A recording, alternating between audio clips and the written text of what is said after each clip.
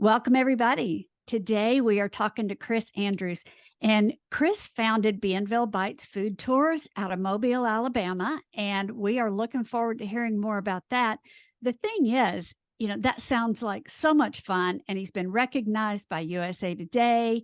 And he's just published a book. So you've got all these successes coming along. And you think it just happened overnight. And I'm guessing there were a whole lot more nights involved.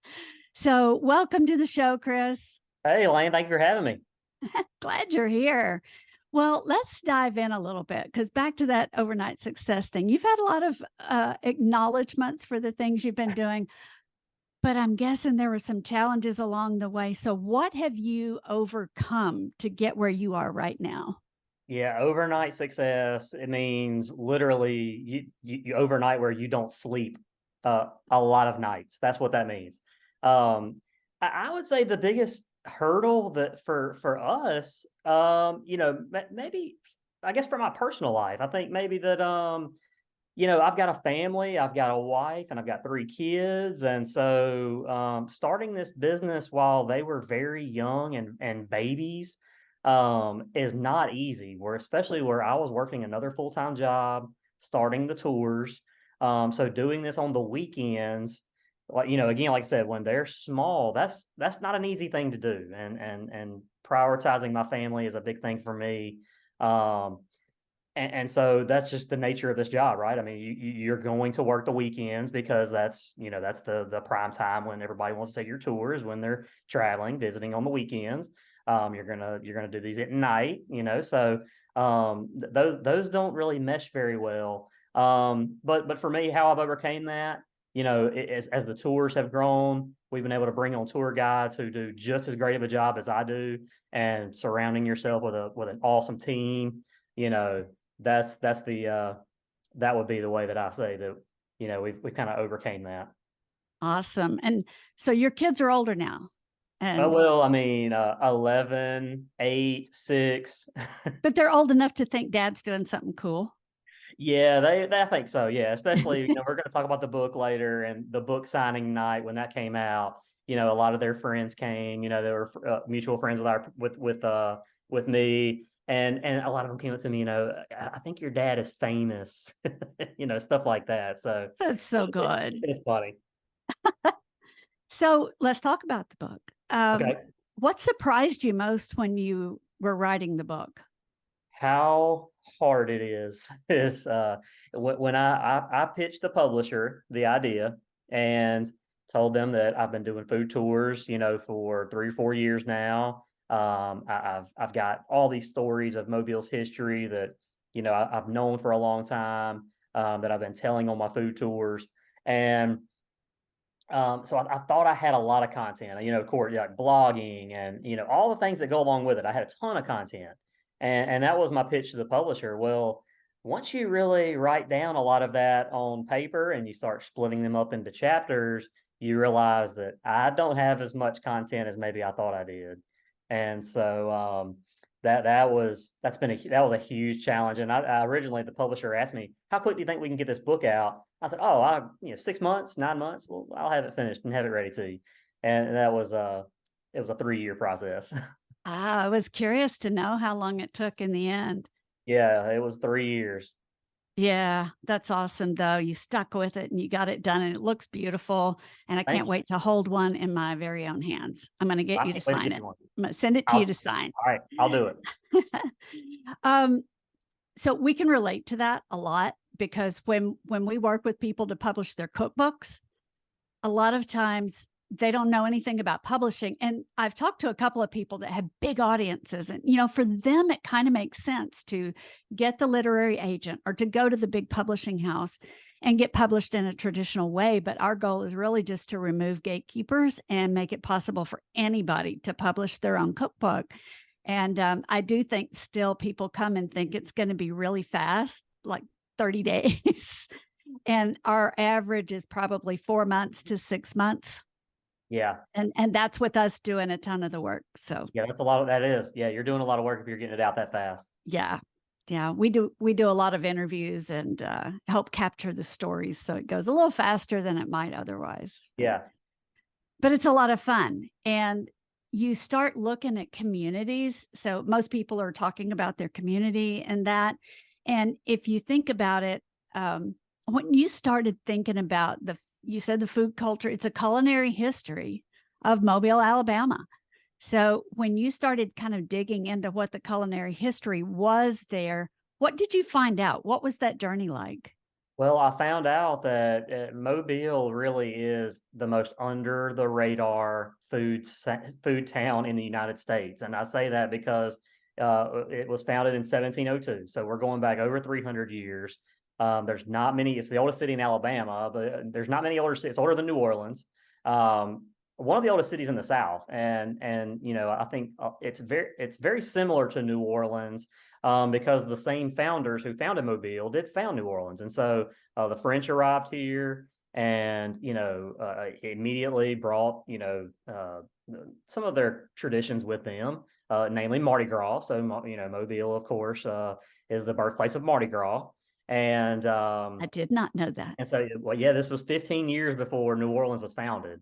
So the Frenchmen, celebrated with, some drinks. Really, probably, celebrating some beer in a tavern would have been the most appropriate celebration in 1703, when the first time that it was celebrated.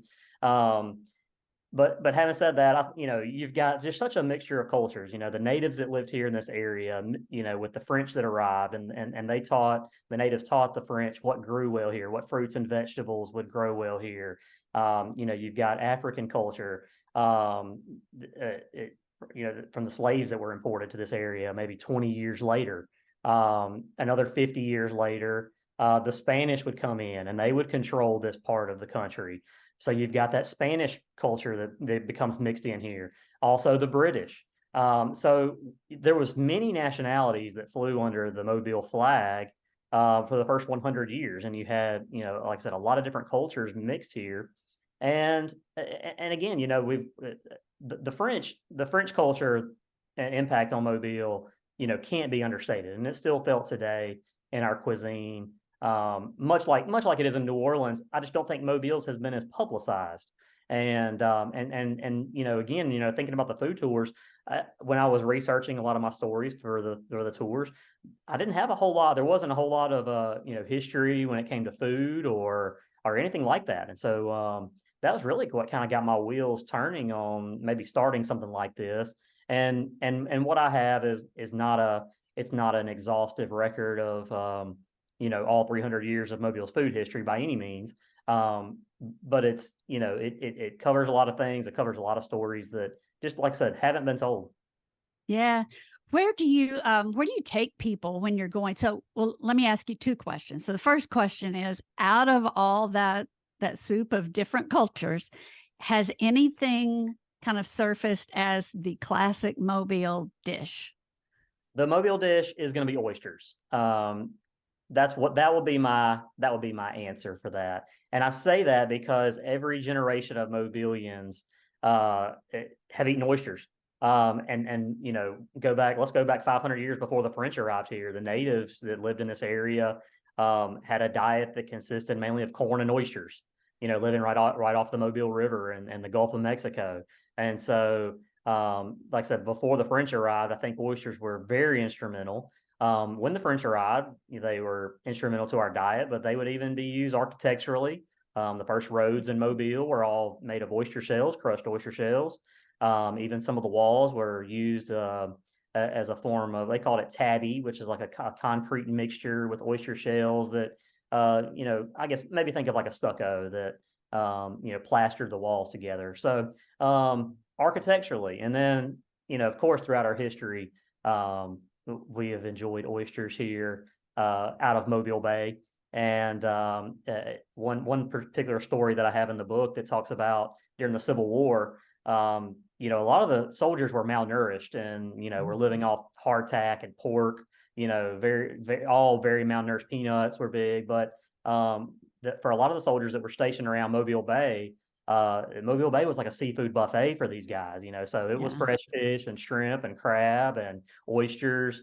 Oysters were so plentiful then you could almost rub your hand along the bottom floor of the bay and get oysters, so they were very, very plentiful during that time. And still today, we just about ate all the oysters out of Mobile Bay within the last century. That's starting to recover a little bit now. There's a lot of oyster reef restoration programs that are going on. But you can still get Mobile Bay oysters on the tables here at the restaurants. Awesome.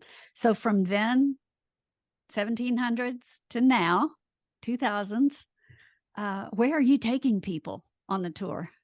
We work with about 20 restaurants in the downtown area, and to give you an overview of the downtown Mobile area, there's about 50 restaurants in the downtown Mobile entertainment district area. We work with about 20 of them. Some of the most popular restaurants in Mobile that we work with, Wenzel's Oyster House is one of those that they've been around since 1938. So it's one of those iconic, oyster bars with, fresh Gulf seafood, great desserts, so it's a staple, I think, when you come to Mobile. You got to go to Wenzel's Oyster House. That's one of them. The A&M Peanut Shop is a cool little peanut shop that's been around since the 1940s. So we go to some of the iconic places like that. But then we also some of the newer restaurants, places like Squid Ink, which is owned by one of our local celebrity chefs here in Mobile, Panini Pete, and places like Dolphins, which is located on the 34th floor of one of our buildings and has just fantastic views and is really kind of a fine dining. So we really it's a mixture of fine dining, but we'll also take you to some of the dive bars as well, and peanut shops and beignet shops. So it's a wide variety of really good food. That sounds so fun. Do you cook? I don't cook. No, I was hoping that you would not come on here and ask me some of my favorite recipes. No, not going to ask you that. Just wanted to know if you cook. And if not, what is your most memorable food experience, not there in Mobile, but when you've been traveling? What pops to mind? Okay. That's a good one. Memorable food experience.